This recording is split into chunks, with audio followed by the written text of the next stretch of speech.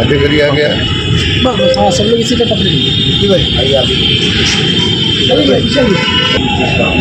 Association व्यापार मंडल अध्यक्ष नेत्रा जायसवाल। आज यहाँ पर क्या मामले को लेकर आज हमारे जो ब्रिज कैंट ब्रिज के नीचे पे जो नाइट मार्केट लगता है उसमें कम से कम 150 दुकानदार हैं और इन लोगों ने स्मार्ट सिटी श्रेया कंपनी से दुकानें लीज पे ली हैं, कॉन्ट्रैक्ट पे लिया है और ये लोग हर महीने किराया भी देते हैं और बिजली का बिल भी देते हैं। उसके बावजूद 3 महीने में इन लोग को 55 दिन इनको लाइट ही नहीं मिला, जिनकी लापरवाही जो है वो स्मार्ट सिटी के साथ साथ श्रेया कंपनी की भी है।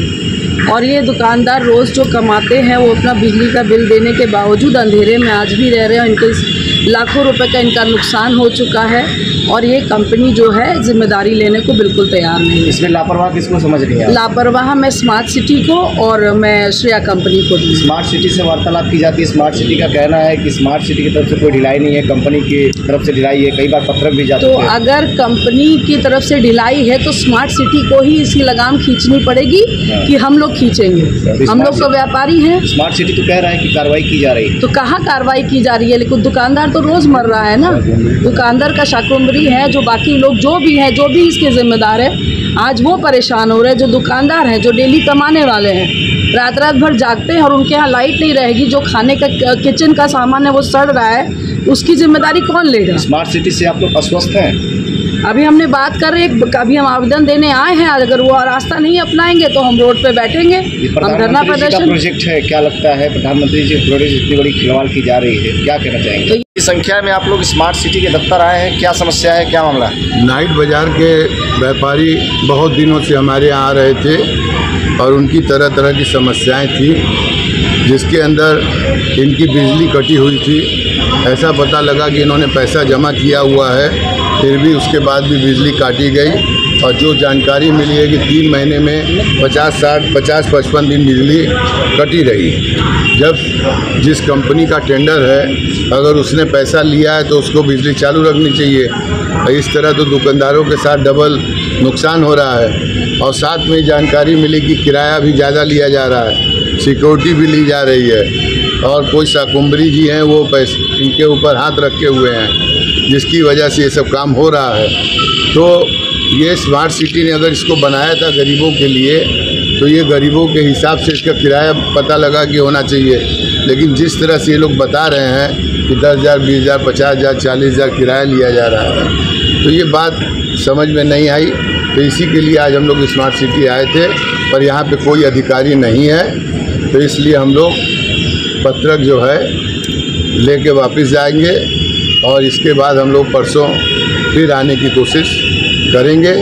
इसी बीच में आ रहा था तो इनके जो ठेकेदार हैं इस कंपनी के, उन्होंने कहा कि बग्गा जी 2 दिन का मुझे समय दे दीजिए, मैं इनकी लाइन चालू कर दूंगा। कुछ दुकानदारों का पैसा भी बाकी है, तो इस वजह से कटी। हमके बाकी हो या ना हो, पहले आप बिजली चालू करिए, ऐसा उन्होंने कहा है।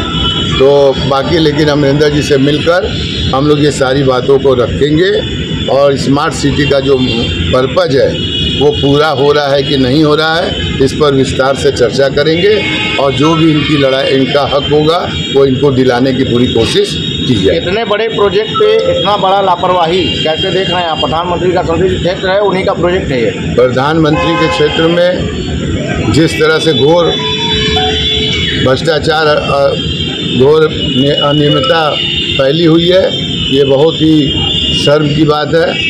इसको पूरी कोशिश की जा रही है कि आपस में बैठ के ये सारी चीज़ें ऊपर अधिकारियों के संज्ञान में डाला जाए और पता लगे कि भाई क्या मामला है।